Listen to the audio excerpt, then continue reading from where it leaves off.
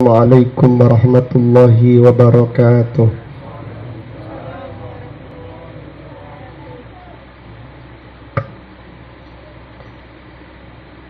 Innal hamdalillah nahmaduhu wa nasta'inuhu wa nastaghfiruh wa na'udzu billahi min syururi anfusina wa min sayyiati a'malina. May yahdihillahu fala mudilla lahu wa may yudlil fala hadiya lahu.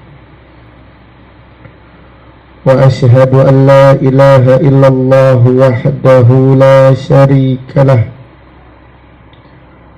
wa ashhadu anna Muhammadan abduhu wa rasuluh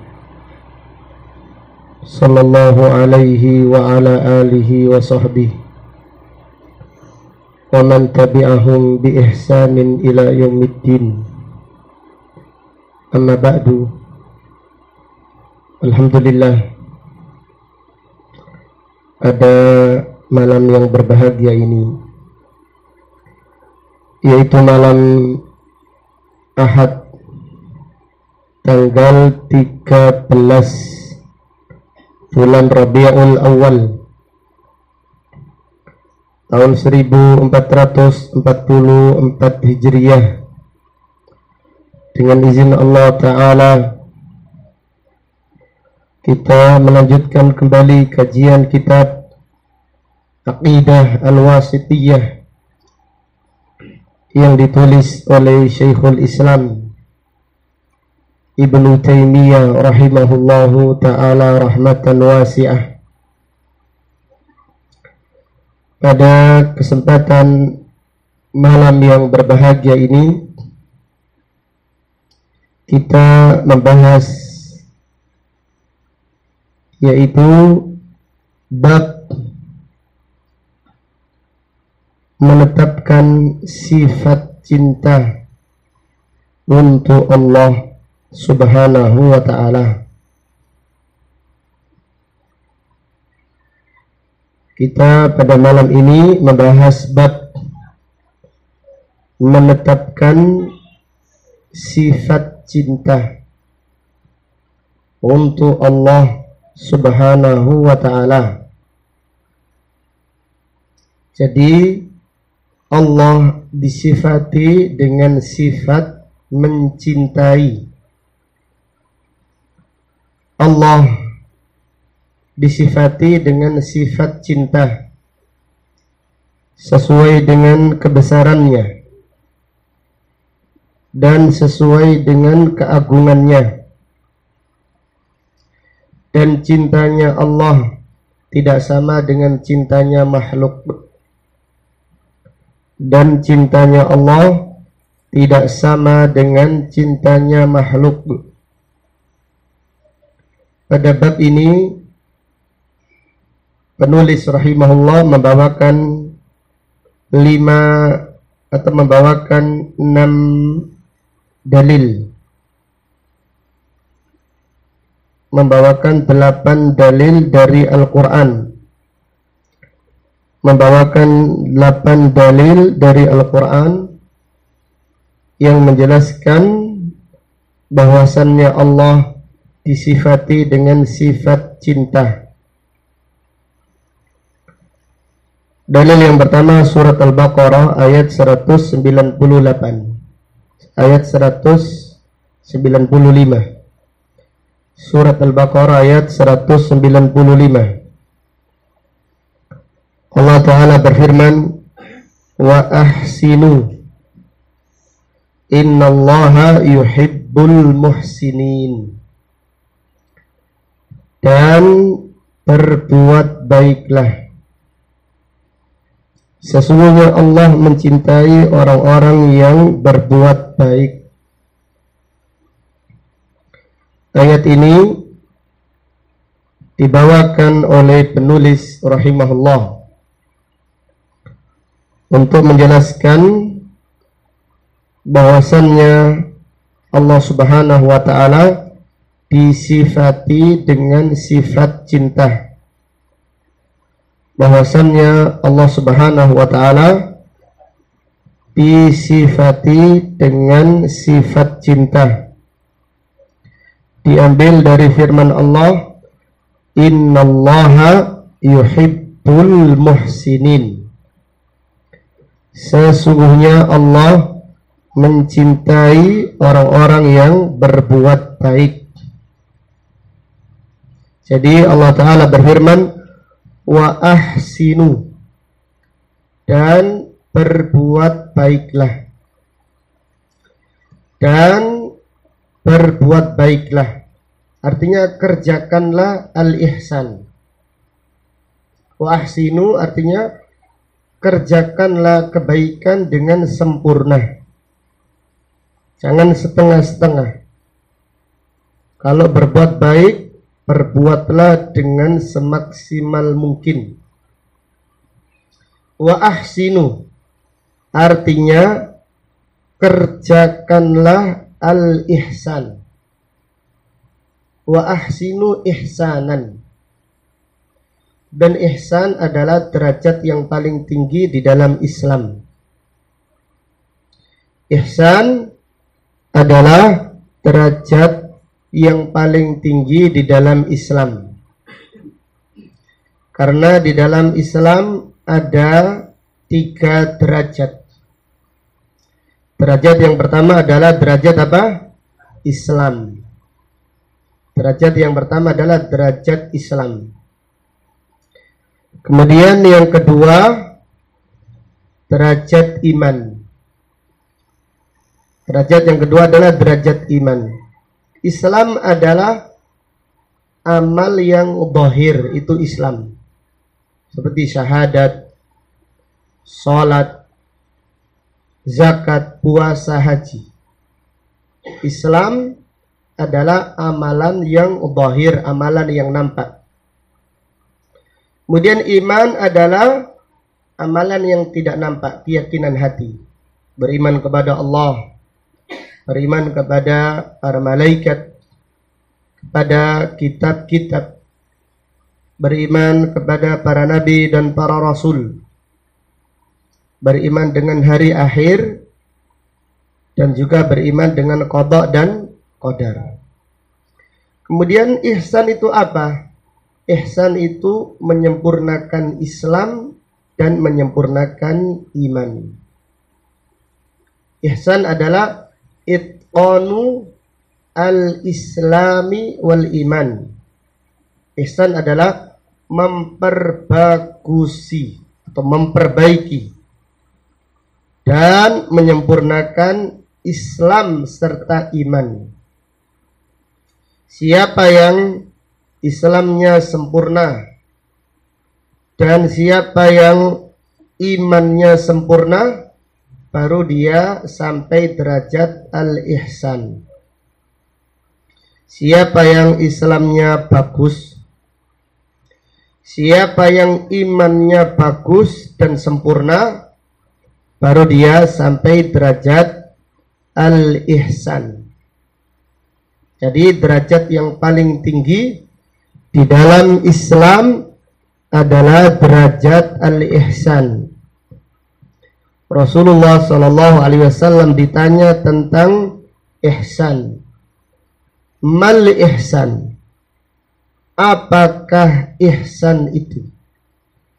Maka Nabi Shallallahu Alaihi Wasallam menjawab, anta'budallaha ka'annaka tarahu. Engkau beribadah kepada Allah seakan-akan engkau melihatnya.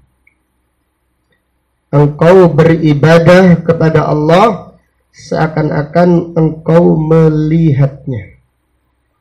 Ini adalah ibadahnya orang yang rindu. Ibadah rindu. Itu ibadah seakan-akan melihat Allah. Menghadirkan Allah di dalam ibadahnya. Rindu. Cintanya sempurna.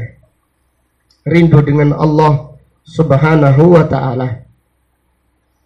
Jadi seorang ayah yang kerja di luar kota, yang rindu dengan anaknya, bertahun-tahun tidak pulang. Kemudian mau pulang ingin membawa oleh-oleh untuk anaknya. Di saat membeli oleh-oleh, otomatis ayah tersebut membayangkan anaknya. Kenapa kok dia membayangkan anak, padahal dia tidak melihat anaknya? Ini namanya rindu. Itu karena kerinduan yang sangat kuat, terutama di hari-hari dekat dengan kepulangan. Kerinduan kepada keluarga sangat kuat.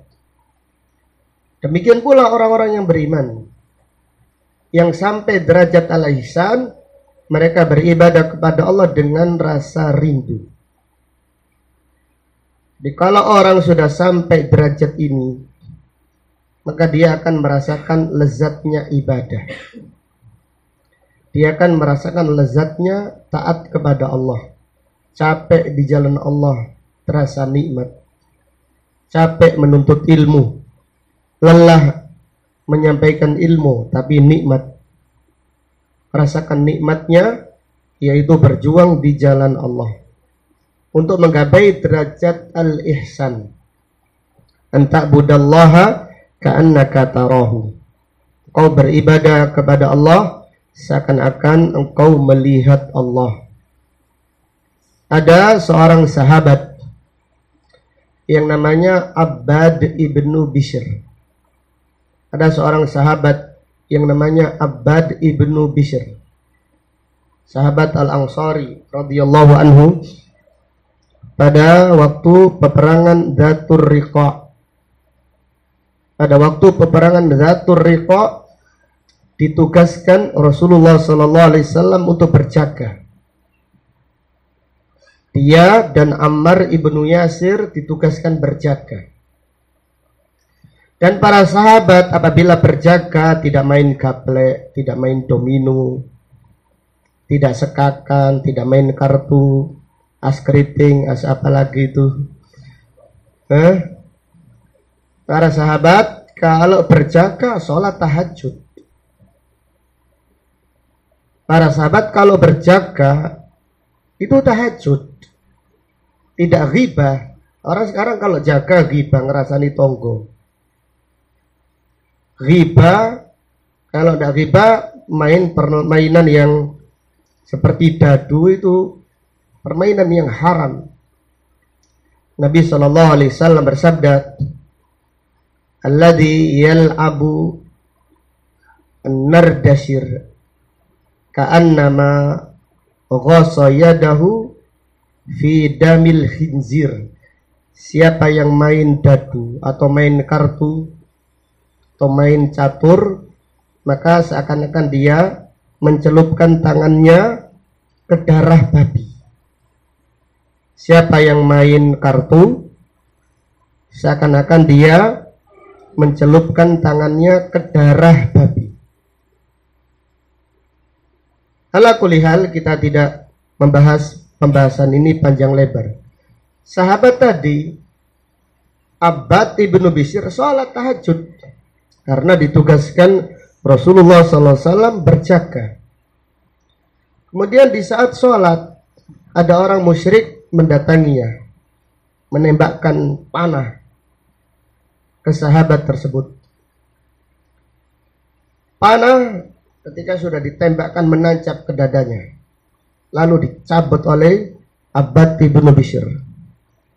Kemudian darahnya mengalir, tapi dia tidak membatalkan sholatnya, tidak menghentikan sholatnya.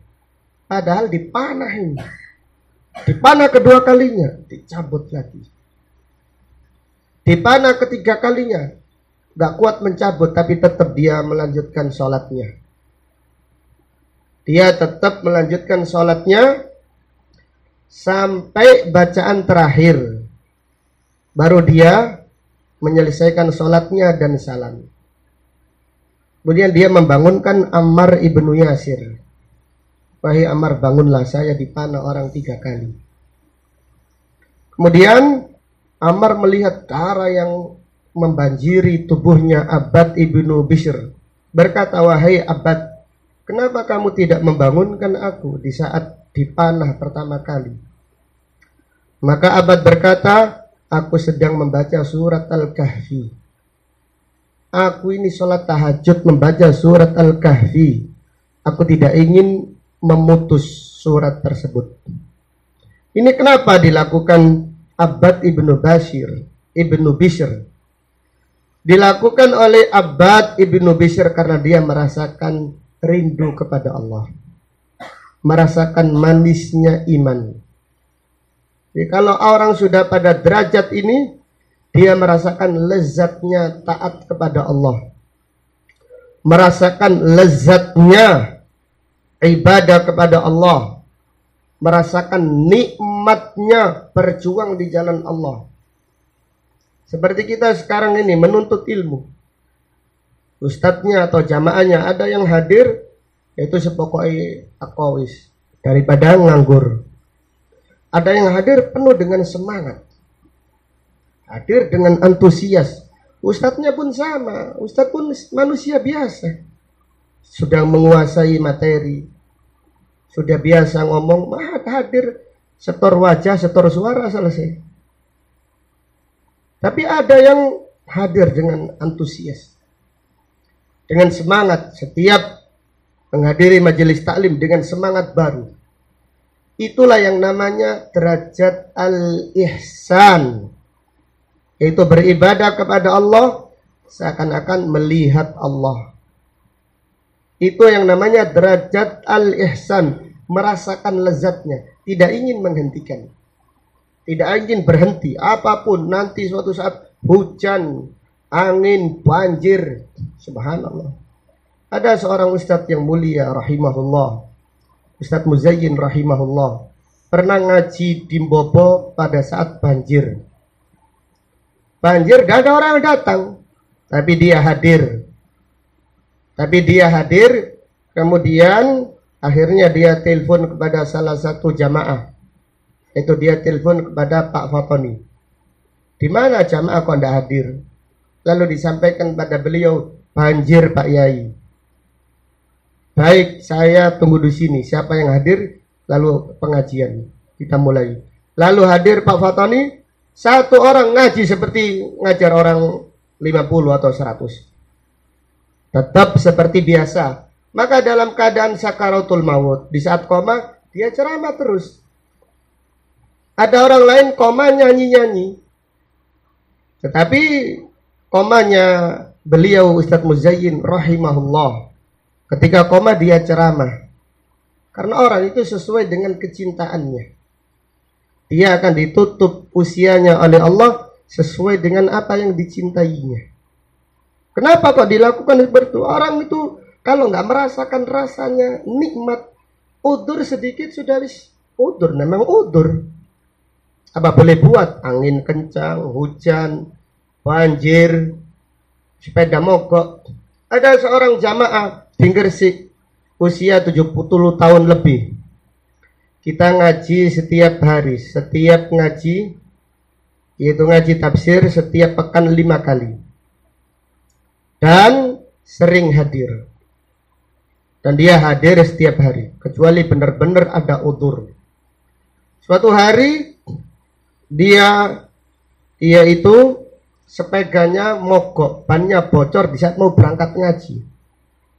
Dari Bunder sampai Masjid Kiai Haji Ahmad Dahlan berjalan kaki.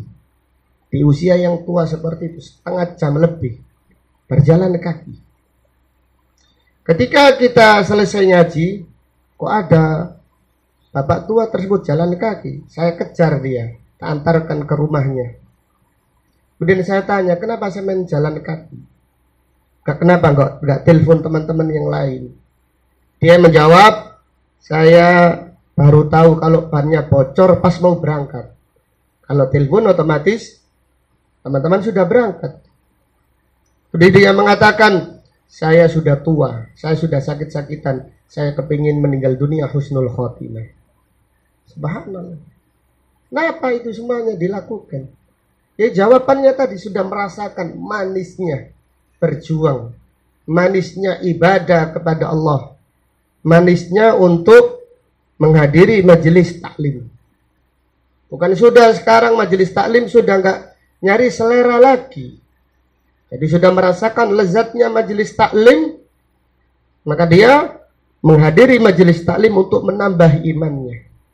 Lain kalau orang yang ngaji hanya cari rame-rame saja, belum merasakan manisnya iman, belum merasakan manisnya yaitu berjuang di jalan Allah. Banjir sedikit, hutan mendung tok wis gak berangkat.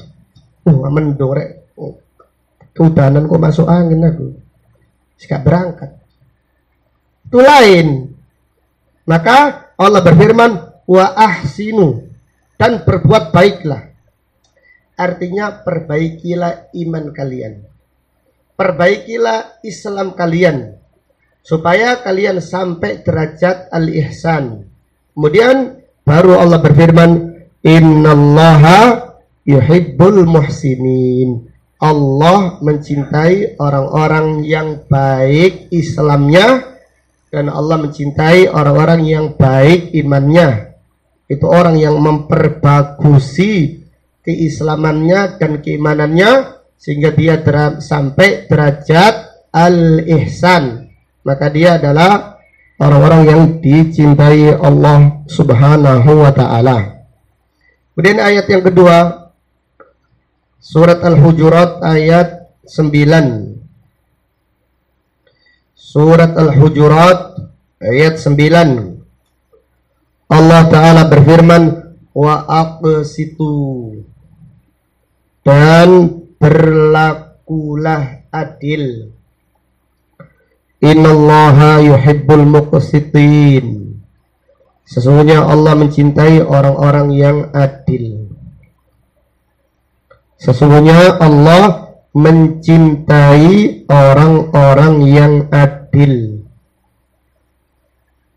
Orang yang adil adalah orang yang dicintai Allah, baik di saat ridho ataupun di saat marah. Orang yang adil adalah orang yang dicintai Allah, baik di saat ridho atau di saat marah. Kebanyakan manusia di saat ridho dia bisa adil. Kebanyakan manusia di saat ridho dia bisa adil, bisa objektif, karena dalam keadaan ridho. Tapi kalau dalam keadaan marah, dia tidak bisa bersikap adil, tidak objektif. Itu mayoritas manusia demikian. Aziz, sulit objektif di saat marah, sulit objektif di saat emosi. Maka Allah mencintai orang-orang yang adil, walaupun dalam keadaan marah, tetap dia adil, tetap dia objektif. Dia mengalahkan hawa nafsunya karena Allah Subhanahu wa ta'ala.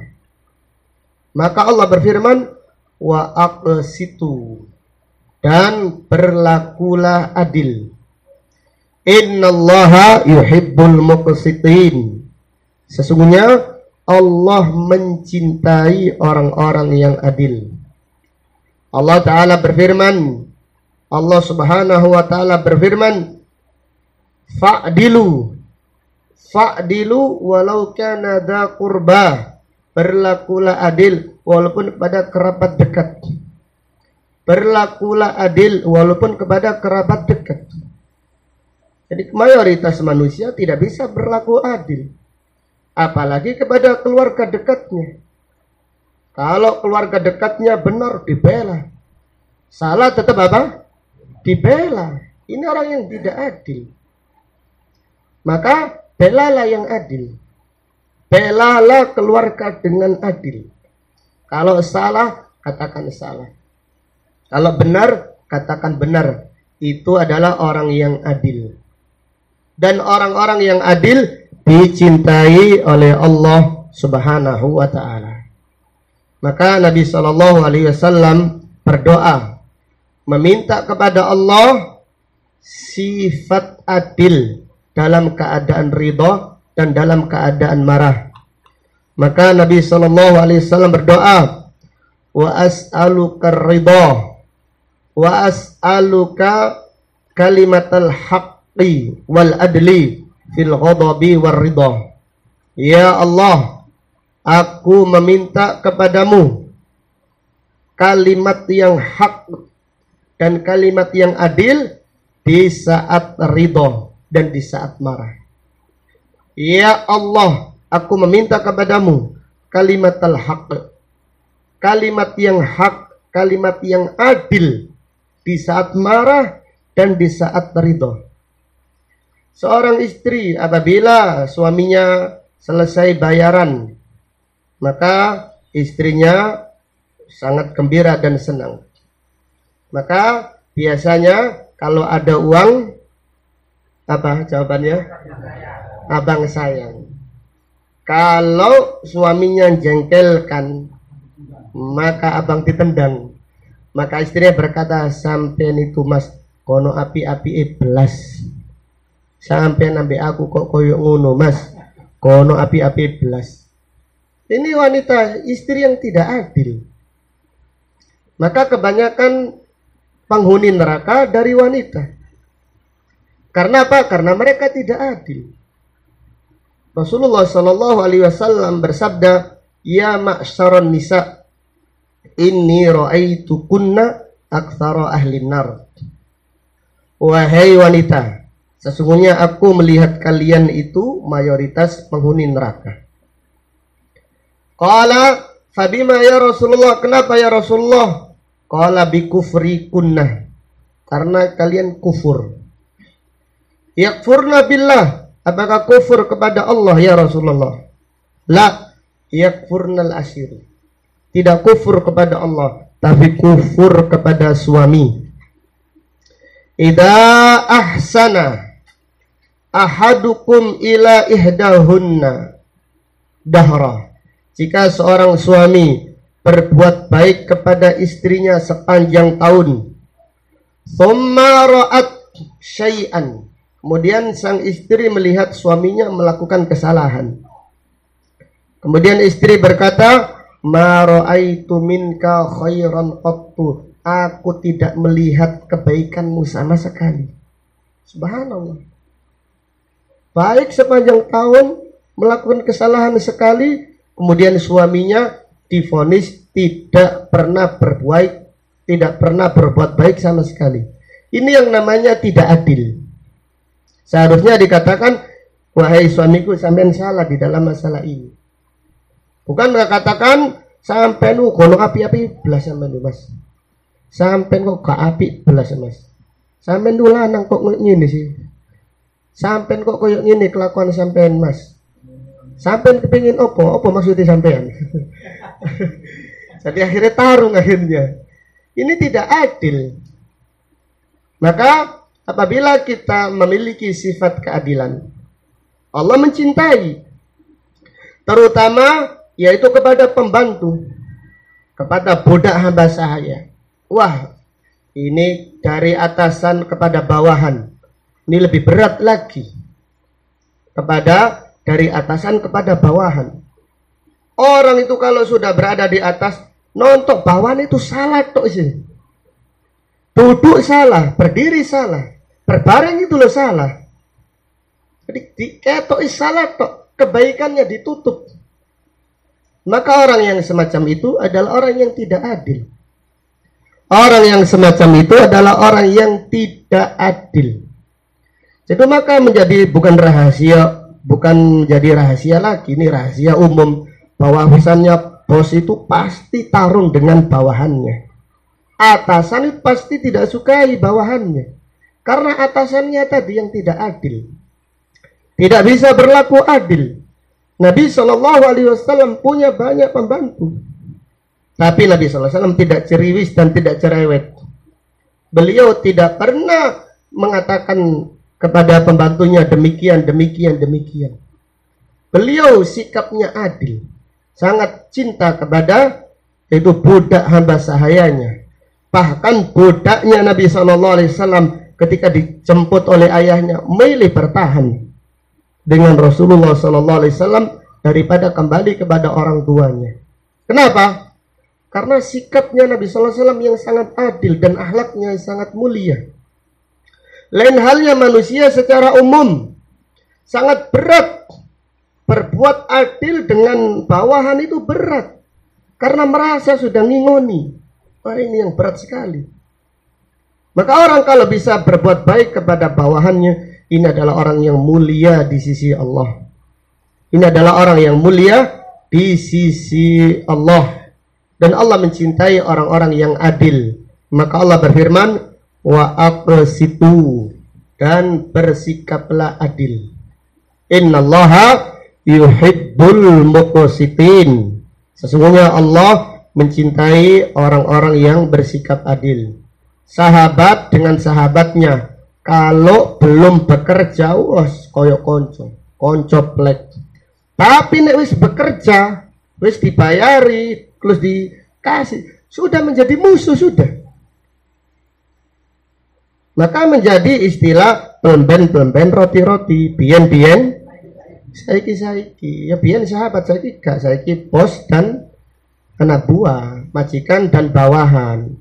Dan saya menyuruh aku bos ya baik. Kalau ndak nyuruh bos, hubungan dulu saiki. Subhanallah, persahabatan terputus gara-gara faktor duniawi. Persahabatan putus gara-gara faktor duniawi, karena tidak ada keadilan. Karena tidak ada, yaitu tadi, keadilan. Maka orang yang semacam itu tidak dicintai oleh Allah Subhanahu wa ta'ala. Allah mencintai orang-orang yang adil. Pekerjaannya pekerjaan, persahabatan jangan dihapus, persaudaraan jangan dihapus gara-gara pekerjaan. Jadi orang yang semacam itu adalah orang yang tidak ingin bahagia di dunia, apalagi di akhirat nanti. Padahal orang-orang yang adil, orang-orang yang tawadhu itu adalah orang yang paling bahagia di dunia ini.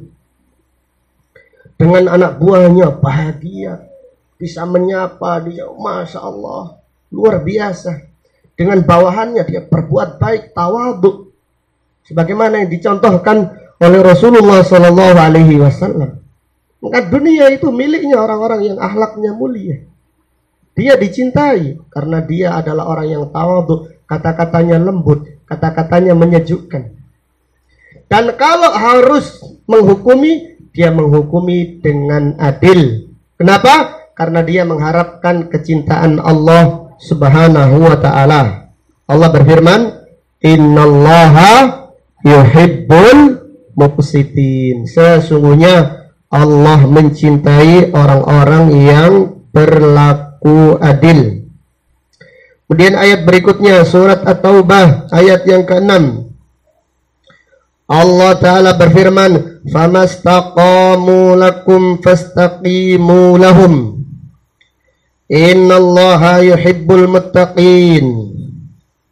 Allah Ta'ala berfirman, surat At-Taubah ayat yang ke-6, apabila orang-orang kafir istiqamah, menjaga perjanjiannya dengan kalian, fastaqimu lahum, maka istiqomalah kalian kepada mereka. Artinya tepatilah perjanjian kalian dengan orang-orang kafir.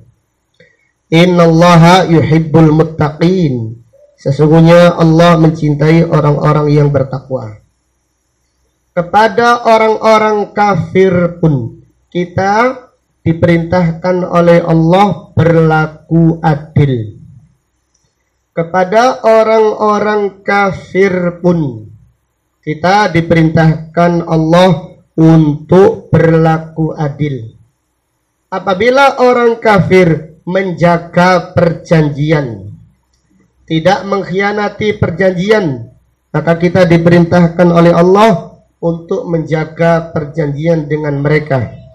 Dan itu adalah ciri-ciri orang yang bertakwa.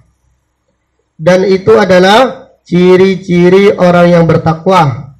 Dan Allah mencintai orang-orang yang bertakwa. Jadi apabila kita menepati perjanjian dengan orang-orang kafir, kita menepati perjanjian dengan mereka, mengharap kecintaannya Allah, bukan mengharap dunia yang sementara ini, bukan mengharapkan dunia yang sementara, tetapi mengharapkan kecintaannya Allah Subhanahu wa ta'ala. Dan orang-orang yang menjaga perjanjiannya dengan orang-orang kafir dicintai oleh Allah Subhanahu wa ta'ala.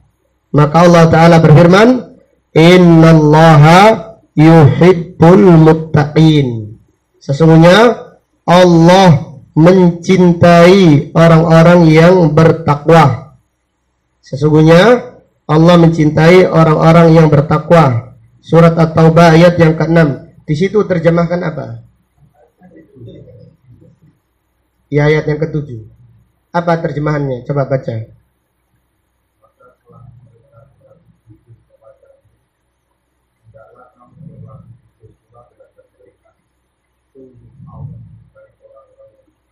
Iya, surat At-Taubah ayat yang ke-7 di sini berarti salah cetakan. Yang benar adalah surat At-Taubah ayat yang ke-7. Kemudian ayat berikutnya surat Al-Baqarah ayat 222. Surat Al-Baqarah ayat 222. Allah Ta'ala berfirman, innallaha yuhibbut tawwabin wa yuhibbul mutatahhirin. Sesungguhnya Allah mencintai orang-orang yang bertaubat dan mencintai orang-orang yang bersuci. Sesungguhnya Allah mencintai orang-orang yang bertaubat dan mencintai orang-orang yang bersuci. Surat Al-Baqarah ayat 222, yaitu firman Allah Subhanahu wa ta'ala tentang orang-orang yang bertaubat dan orang-orang yang bersuci. Mereka dicintai oleh Allah Subhanahu wa ta'ala. Kebanyakan orang yang wudu, mereka melakukannya sebagai syarat sahnya sholat. Kebanyakan orang yang berwudu, mereka berwudu sebagai syarat sahnya sholat. Yang mereka lakukan tidak salah. Yang mereka lakukan tidak salah. Dan mereka tidak menghadirkan niat supaya Allah menghapus dosa mereka. Mereka tidak menghadirkan niat supaya Allah mencintai mereka. Maka mereka ketinggalan fadilah yang sangat besar. Mereka ketinggalan fadilah yang sangat besar, sehingga mereka malas berwudu, kecuali hanya untuk sholat saja. Tapi kalau kita ingat ayat ini, bahwasanya Allah mencintai orang-orang yang bersuci, hendaklah kita menghadirkan niat. Apabila berwudu, kita menghadirkan niat supaya dicintai Allah, supaya dihapus dosa kita oleh Allah Subhanahu wa ta'ala. Dan tidak sama orang yang menghadirkan niat dan orang yang tidak menghadirkan niat. Tidak sama. Orang yang kerja, kemudian dia profesional dengan pekerjaannya, menghayati pekerjaannya, menikmati pekerjaannya, tidak sama dengan orang yang kerja asal-asalan. Demikian pula orang yang beribadah, menghadirkan niat, tidak sama dengan ibadahnya orang-orang yang lalai. Orang yang berwudu hanya sekedar menggugurkan kewajiban, tidak sama dengan orang yang berwudu supaya ingin dicintai Allah, supaya ingin dosa-dosanya dihapus oleh Allah Subhanahu wa ta'ala. Maka yaitu Fadilatul Syekh Muhammad bin Shalih Al-Utsaimin rahimahullah mengingatkan tentang faedah ini. Kebanyakan para ulama apabila menjelaskan fikih wudu, maka mereka menerangkan bahwasannya wudu adalah syarat sahnya sholat. Kebanyakan para ulama, bukan kebanyakan kaum muslimin, tapi kebanyakan para ulama, ketika menjelaskan fikih wudu, mereka hanya menjelaskan wudu adalah syarat sahnya apa? Sholat. Mereka melupakan. Mereka lupa bahwasanya wudhu adalah ibadah yang sangat dicintai Allah.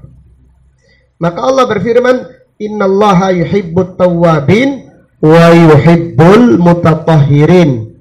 Sesungguhnya Allah mencintai orang-orang yang bertaubat dan Allah mencintai orang-orang yang bersuci.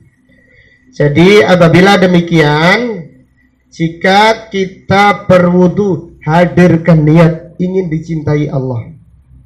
Hadirkan niat ingin diampuni oleh Allah, dan hadirkan niat ingin dicintai Allah, supaya kita sampai derajat yang mulia di sisi Allah. Supaya kita sampai derajat mulia, sampai derajat yang mulia di sisi Allah Subhanahu wa ta'ala. Demikian. Dan niat itu ada dua, niat pembeda serta niat ikhlas. Niat itu ada dua. Niat itu ada dua, niat pembeda dan niat karena Allah. Niat pembeda. Niat itu ada dua. Yang pertama adalah niat pembeda. Yang kedua, niat ikhlas karena Allah. Niat pembeda itu gampang. Niat pembeda itu niat yang gampang, niat yang mudah. Jangan dianggap susah. Orang kalau sudah wudhu ya niatnya untuk sholat. Ini pembeda. Jadi nggak perlu dia melafadzkan niat nawaitu al-wudu'a li raf'il hadatsil asghari fardan lillahi ta'ala. Karena dia sudah berwudu, niatnya pasti untuk sholat. Dia kalau sudah berwudu, niatnya pasti untuk sholat sudah. Ini niat pembeda itu gampang, yaitu niat yang membedakan antara ibadah dan tidak ibadah. Atau niat yang membedakan ibadah yang wajib dengan ibadah yang tidak wajib. Ada orang puasa sunnah, ada orang yang lain puasa fardu. Yang membedakan apa? Niatnya. Seorang ibu, seorang wanita, niatnya puasa fardu karena mengqadha puasa yang ditinggalkan di saat haid. Ada seorang wanita puasa Syawal. Yang membedakan apa? Niatnya. Ini gampang. Niat pembeda itu gampang.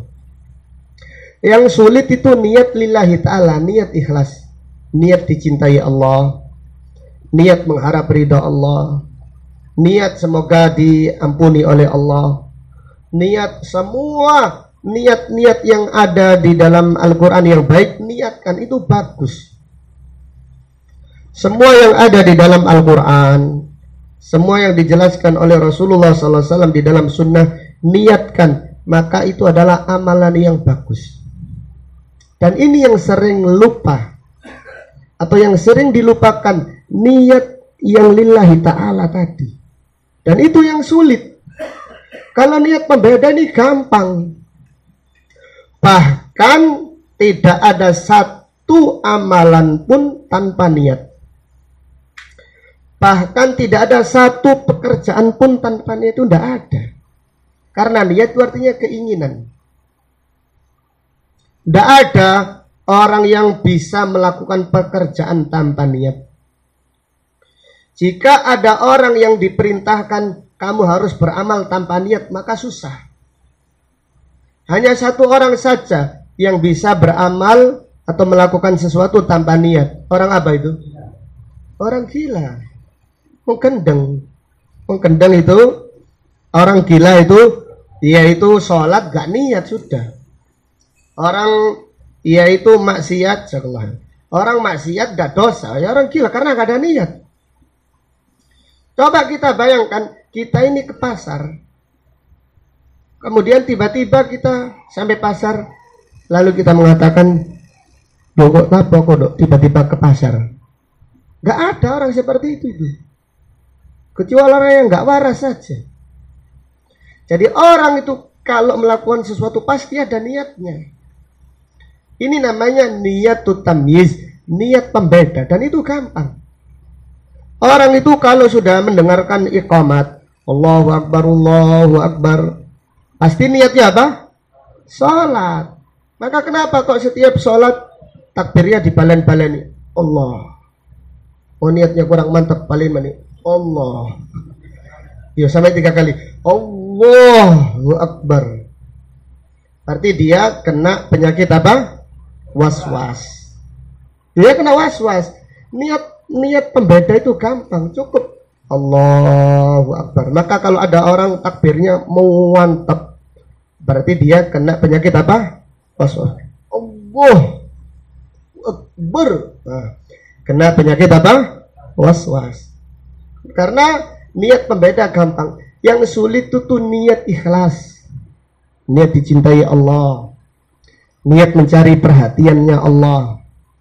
Niat supaya diridhoi Allah, niat supaya dijauhkan dari maksiat, niat husnul khotimah, niat masuk surga. Ini yang susah. Ini yang susah. Maka hadirkan niat tersebut di dalam wudhu kita. Jangan hanya niat supaya sebagai syarat sahnya apa?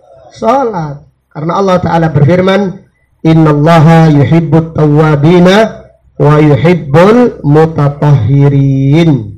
Kemudian ayat berikutnya, ayat yang kelima pada bab ini, surat Ali Imran ayat 31. Surat Ali Imran ayat 31, Allah Ta'ala berfirman, qul in kuntum tuhibbunallaha fattabi'uni yuhibbukumullah. Katakanlah, jika kalian mencintai Allah. Katakanlah, jika kalian mencintai Allah. Jika kalian mencintai Allah, maka ikutilah aku. Allah akan mencintai kalian. Siapa yang mencintai Allah, maka wajib mengikuti Nabi Muhammad sallallahu alaihi wasallam. Ayat ini adalah ayat yang agung, yang dikatakan oleh para ulama ayat ujian cinta. Ayat imtihanu al-mahabbah. Ayat ujian cinta. Za'ama qaumun yuhibbunallaha wa rasulahu sallallahu alaihi wasallam. Manusia mengakui, mengklaim bahwasanya dia mencintai Allah dan mencintai Rasulullah sallallahu alaihi wasallam. Fa anzalallahu hadhil ayah imtihanan lahum. Allah menurunkan ayat ini sebagai ujian bagi mereka.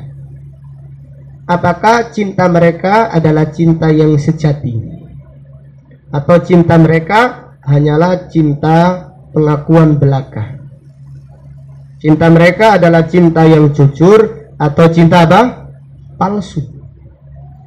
Kalau cinta itu sejati, maka orang itu akan mengikuti Rasulullah sallallahu alaihi wasallam. Siapa yang cintanya kepada Allah adalah cinta yang sejati, demikian pula siapa yang mencintai Nabi sallallahu alaihi wasallam dengan cinta sejati, maka dia akan mengikuti Nabi Muhammad sallallahu alaihi wasallam. Maka ayat ini adalah ujian mahabbah, ujian kecintaan. Jadi kalau kita benar-benar cinta, maka kita akan mengikuti, bukan menambahi, bukan mengada-adakan ajaran baru yang tidak dicontohkan oleh Rasulullah sallallahu alaihi wasallam. Jadi ayat ini adalah ayat yang agung. Tapi ayat ini dibawakan oleh penulis untuk menjelaskan bahwasannya Allah disifati dengan sifat cinta. Siapakah orang yang dicintai Allah? Maka jawabannya bukan mereka yang mengaku cinta Allah. Jawabannya, siapakah orang yang dicintai Allah? Siapakah yang dicintai Allah? Jawabannya adalah siapa yang mengikuti Rasulullah sallallahu alaihi wasallam. Siapa yang mengikuti Rasulullah Sallallahu Alaihi Wasallam, maka dia akan dicintai Allah dan dia akan diampuni dosa-dosanya oleh Allah Subhanahu wa Ta'ala. Kemudian dalil berikutnya surat Al-Maidah ayat 54. Allah Ta'ala berfirman, Sawfa ya'tillahu biqaumin yuhibbuhum wa yuhibbunah. Maka Allah akan mendatangkan suatu kaum yang Allah mencintai mereka dan mereka mencintai Allah. Apabila kita berjuang di jalan Allah, janganlah kita menganggap berjasa. Apabila kita berjuang di jalan Allah, janganlah kita menganggap berjasa, yaitu membela agama Allah. Apabila kita merasa demikian, kita lebih baik duduk di rumah. Apabila kita merasa berjasa terhadap Allah, kepada agama Allah, kepada Rasulullah Sallallahu Alaihi Wasallam, maka lebih baik kita duduk di rumah. Karena Allah mengancam orang-orang yang demikian. Allah mengancam orang-orang yang demikian karena perjuangannya bukan karena cinta kepada Allah, karena perjuangannya bukan karena cinta kepada Nabi Sallallahu Alaihi Wasallam, tapi perjuangannya karena merasa dia hebat, merasa banyak jasanya. Maka orang tersebut adalah orang yang tercela. Jika demikian, maka Allah akan mendatangkan suatu kaum yang Allah mencintainya dan mereka mencintai Allah. Mereka berjuang membela agama Allah bukan karena menganggap berjasa, tapi mereka merasa membutuhkan. Karena kita ini kalau tidak berjuang membela agama Allah, kita akan berjuang membela jalannya syaitan. Kalau kita tidak berjuang membela agama Allah, kita akan berjuang membela jalannya manusia, memperjuangkan jalannya, yaitu capres, yaitu pro A atau pro B, atau ada yang berjuang membela hiburannya, atau ada yang berjuang membela ini dan itu. Bang Januari tutup itunya. Iya. Jadi Allah Subhanahu wa Ta'ala berfirman, fasawfa ya'tillahu biqaumin yuhibbuhum wa yuhibbunah. Allah akan mendatangkan suatu kaum yang Allah mencintai mereka dan mereka mencintai Allah. Yujahiduna fi sabilillah wa la yakhafuna laumata laim. Mereka berjuang di jalan Allah, tidak takut celaan orang-orang yang mencela. Mereka berjuang di jalan Allah, tidak takut celaan orang-orang yang mencela. Allah Ta'ala berfirman, yamunnuna alaika naslamu. Mereka mengungkit-ungkit kebaikan mereka tatkala masuk Islam. Alhamdulillah aku masuk Islam. Alhamdulillah aku ngaji. Ini aku gak ngaji sampai kado jamaah sampean. Alhamdulillah aku ngaji. Sampai aku gak ngaji sampai kado jamaah. Ustadznya pun demikian, alhamdulillah sampean tak ajari. Sampean kata ajari, siapa sing ngajari sampean? Nah, ini perbuatan yang tercela. Yamunnuna alaikan aslamu. Mereka mengungkit-ungkit kebaikan tatkala masuk Islam. Qul la tamunnu alayya islamakum. Katakanlah, jangan mengungkit-ungkit kebaikan dengan Islamnya kalian. Jangan ungkit-ungkit kebaikan dengan ibadah kalian. Jangan ungkit-ungkit kebaikan dengan dakwah kalian, dengan perjuangan kalian, dengan jihad kalian. Karena Allah menolong agamanya dengan kalian atau dengan orang yang lain. Karena Allah menolong agamanya tanpa kalian. Allah Maha berkuasa atas segala sesuatu. Walau sya'allahu lantasara minhum. Kalau Allah menghendaki, Allah akan memenangkan agamanya tanpa ada dakwah, tanpa ada jihad. Tanpa ada dakwah, tanpa ada jihad, Allah menunjukkan manusia dengan sangat mudah. Inna dzalika 'alallahi yasir. Jadi orang yang mengungkit-ungkit kebaikannya itu adalah orang yang tercela. Apabila mengungkit kebaikan kepada manusia tercela, Jadi ada orang fakir kita bantu. Kemudian kita ingat-ingat, kita ungkit kebaikan kita. Iling ya sampean tak bantu. Ojo lali nek ketemu aku cuy tanganku ya. Iling oh sampean tak tolong, sampean gak duwe, sampean tu fakir. Sampean tak tolong. Sampean harus hormat kepada saya. Siap bos. Nah, sampean harus seperti ini, seperti ini tercela. Apalagi mengungkit-ungkit kebaikan kepada Allah. Apalagi merasa berjasa kepada agama Allah. Kita ini di dalam berdakwah butuh berdakwah. Kita yang memiliki ilmu, kita ini butuh berdakwah. Kepingin dipilih oleh Allah menjadi orang yang berdakwah. Kita ini memerlukan, bukan merasa berjasa. Maka siapa yang merasa berjasa di dalam agama Allah, lebih baik duduk di rumahnya. Percuma. Capeknya tidak mendapatkan pahala di sisi Allah. Siapa yang mungkit-ungkit jasanya, seakan-akan dia berjasa, seakan-akan dia yaitu pengorbanannya besar. Bisa jadi pengorbanannya besar, tapi Allah mencela orang-orang yang mengungkit kebaikannya. Orang itu besar jasanya, tapi kita diperintahkan oleh Allah berlaku tawadhu. Berlaku yaitu kita ini memerlukan berjuang, membutuhkan, ya Allah kami ini butuh berjuang di jalan-Mu. Pilihlah ya Allah supaya kami memperjuangkan agamamu. Demikian makna ayat ini. Apabila ada orang yang tidak mau memperjuangkan agama Allah, apabila ada orang yang mengungkit-ungkit jasanya di dalam memperjuangkan agama Allah, maka Allah akan mendatangkan kaum yang mencintai Allah dan Allah mencintai mereka. Ayat ini dibawakan oleh penulis rahimahullah untuk menjelaskan yaitu bahwasannya Allah disifati dengan sifat cinta. Kemudian ayat berikutnya yang dibawakan penulis surat Shaf ayat yang keempat, Allah Ta'ala berfirman, Innallaha yuhibbul ladina yuqatiluna fi sabilihi saffan kannahum bunyanun marsus. Sesungguhnya Allah mencintai orang-orang yang berperang di jalannya saffan, berbaris rapi, seakan-akan mereka adalah bangunan yang kokoh, bangunan yang tertata dengan rapi.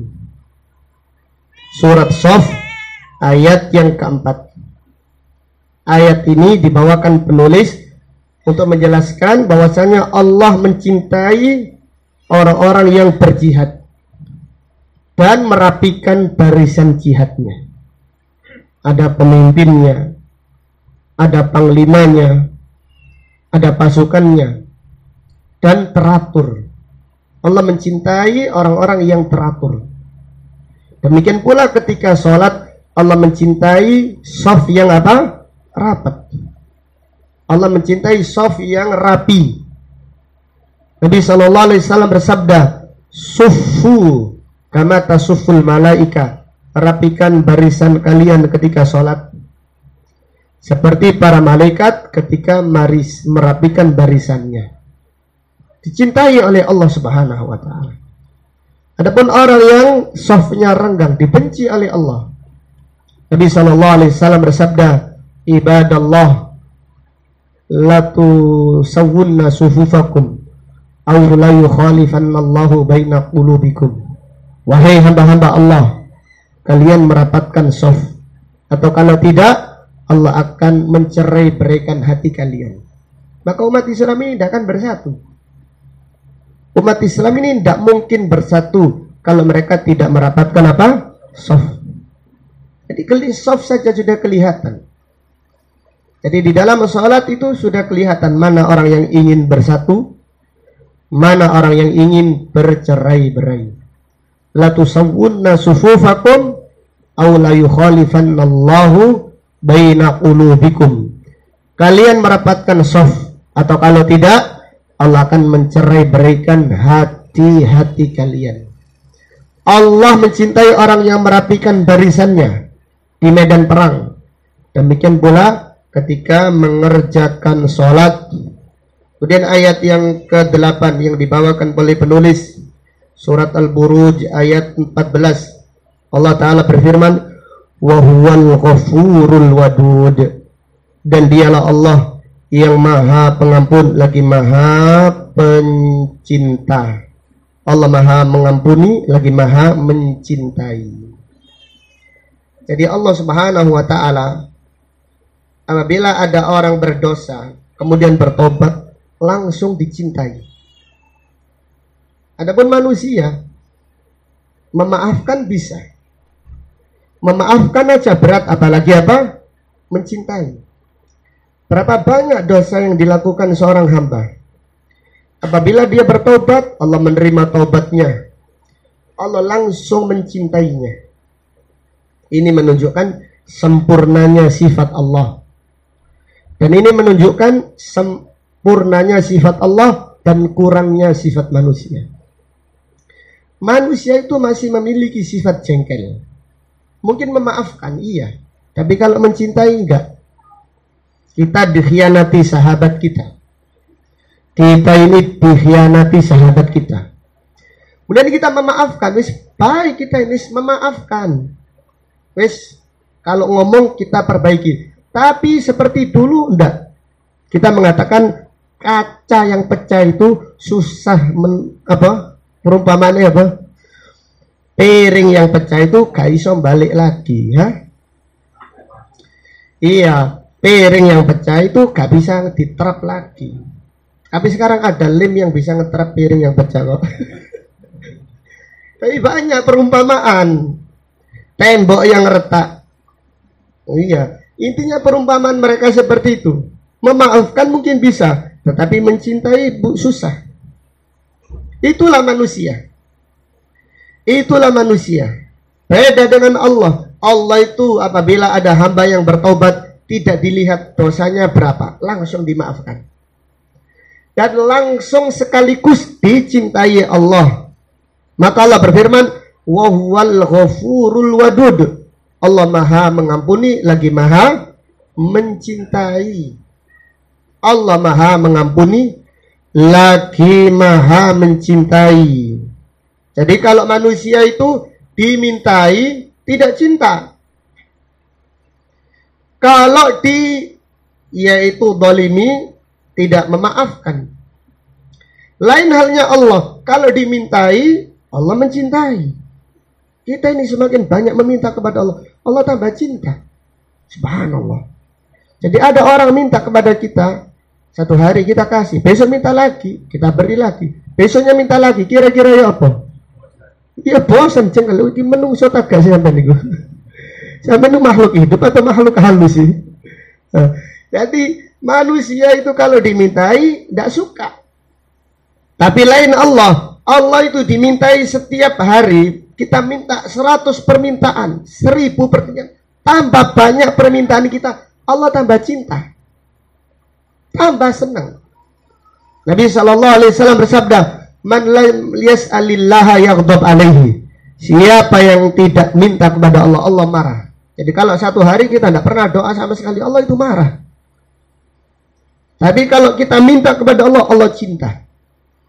Kita minta 2 kali, tambah cinta. Minta 10 kali, tambah besar rasa cinta Allah. Maka para sahabat itu memahami fikih ini. Mereka minta garam. Kalau kehabisan garam, minta kepada Allah. Padahal punya uang. Punya uang, tidak punya uang itu urusan. Itu urusan kita. Tapi Allah, itu bukan urusan kita. Kita ini sebagai adab seorang hamba. Ya Allah, kehabisan garam. Ya Allah, saya meminta garam. Karena bisa jadi kita punya uang, tapi kita tidak bisa beli garam. Allah maha berkuasa. Innallaha ala kulli syai'in qadir. Kita kehabisan sesuatu, minta kepada Allah. Jadi para sahabat sampai minta garam. Padahal kita mungkin nggak pernah minta garam. Kita mungkin tidak pernah minta garam. Semuanya tersedia. Para sahabat itu minta garam, minta beras. Bukan minta beras, nggak ada beras zaman itu. Minta gandum, minta kurma, minta makanan, minta air. Minta dibangunkan, minta wudu, minta sholat, semuanya minta kepada Allah. Semuanya dimintai kepada Allah, karena Allah itu maha mencintai. Allah itu maha mengampuni, lagi maha mencintai. Allah cinta kepada orang yang minta kepada Allah. Allah terhadap orang-orang yang merengek-rengek, tambah cinta lagi. Allah terhadap orang yang minta dengan yaitu sepenuh hati, tambah cinta lagi. Lain halnya manusia. Kalau kita minta terus, mereka malah membenci. Tetapi Allah Subhanahu wa ta'ala mencintai orang-orang yang berdoa meminta kepada Allah Subhanahu wa ta'ala. Wallahu ta'ala a'lam bisawab. Dari ayat-ayat yang mulia ini terdapat beberapa pelajaran dan faedah yang bisa diambil. Yang pertama, menetapkan sifat cinta untuk Allah. Menetapkan sifat cinta untuk Allah sesuai dengan kebesarannya dan keagungannya. Menetapkan sifat cinta untuk Allah sesuai dengan kebesarannya dan keagungannya. Yang kedua, cinta Allah tidak sama dengan cinta makhluknya. Cinta Allah tidak sama dengan cinta makhluknya. Karena cinta Allah itu sempurna, tidak ada kekurangannya dan cacatnya. Adapun cintanya makhluk banyak kekurangannya. Adapun cintanya makhluk banyak kekurangannya dan banyak pula cacatnya. Kemudian pelajaran berikutnya, Allah mencintai hamba-hambanya, namun Allah tidak membutuhkan mereka.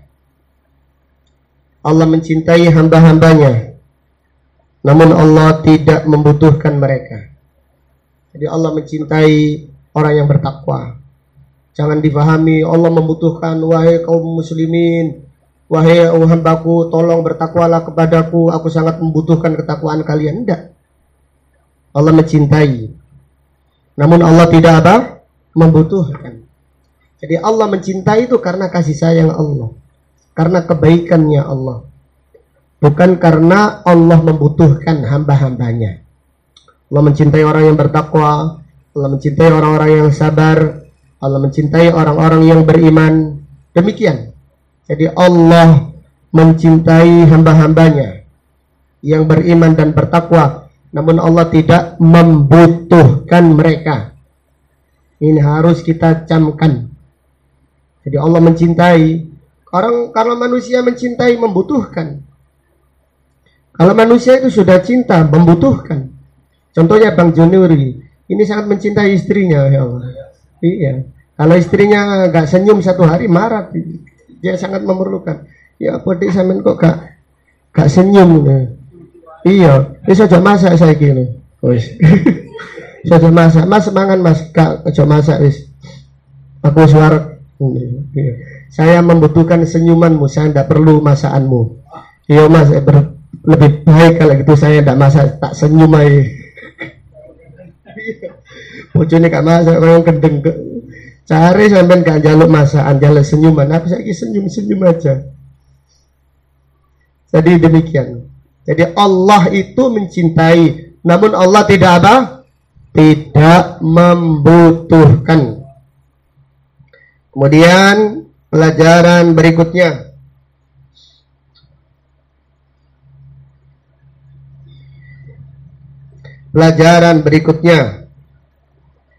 pentingnya beribadah kepada Allah dengan rasa cinta.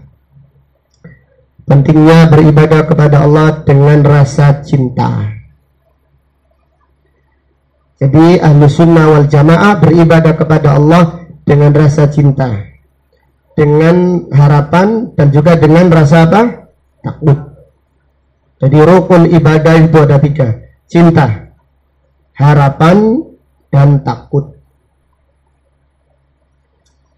Rukun ibadah itu ada 3: Rukun ibadah ada 3, yaitu cinta, harapan, dan takut. Cinta yaitu supaya kita beribadah kepada Allah, mengharap ridhonya, mengharap cinta. Kemudian yang kedua, harapan. Kita beribadah kepada Allah, mengharap surga, mengharap ampunannya, mengharap yaitu rahmatnya, dan seterusnya. Yang ketiga dengan rasa takut, yaitu kita beribadah kepada Allah supaya yaitu dijauhkan dari murkanya. Kita takut murkanya dan kita takut siksanya, baik siksa dunia atau siksa kubur atau siksa neraka. Jadi demikian, jangan beribadah kepada Allah hanya dengan rasa cinta saja. Siapa yang beribadah kepada Allah dengan rasa cinta saja, maka dia akan menjadi orang zindiq. Dia akan menjadi orang munafik. Siapa yang beribadah kepada Allah dengan harapan saja, maka dia akan menjadi murji'ah, seperti orang liberal. Itu orang murji'ah itu kalau sekarang liberal. Banyak melakukan dosa tapi mengatakan Allah Ghafurur Rahim. Maka siapa yang beribadah kepada Allah dengan harapan saja, dia akan menjadi liberal, menjadi murji'ah. Kemudian siapa yang beribadah kepada Allah dengan rasa takut saja, dia akan menjadi kelompok apa? Khawarij. Jadi mau makan ingat adab kubur, tidak jadi makan. Mau menikah ingat siksa akhirat, tidak jadi menikah. Khutbah nikah baca tentang malam pertama di alam kubur, kemantennya nggak jadi malam pertama, nangis saja. Ini apa ini? Ini ada tempatnya. Jadi ibadah kepada Allah tidak boleh hanya dengan rasa takut saja. Maka siapa yang beribadah kepada Allah dengan rasa takut saja, dia akan putus asa. Suatu saat dia akan jenuh dan akan meninggalkan yaitu ibadahnya, karena sesuatu yang melampaui batas itu melelahkan. Tapi ibadahlah kepada Allah dengan rasa cinta, dengan harapan, dan dengan apa? Dan dengan rasa takut. Wallahu ta'ala alam. Demikian apa yang dapat disampaikan pada kajian malam ini. Insya Allah akan kita lanjutkan pada pengajian yang akan datang, yaitu pembahasan tentang rahmat Allah Subhanahu wa ta'ala. Wallahu ta'ala alam. Sampai di sini. Kalau ada pertanyaan saya persilahkan.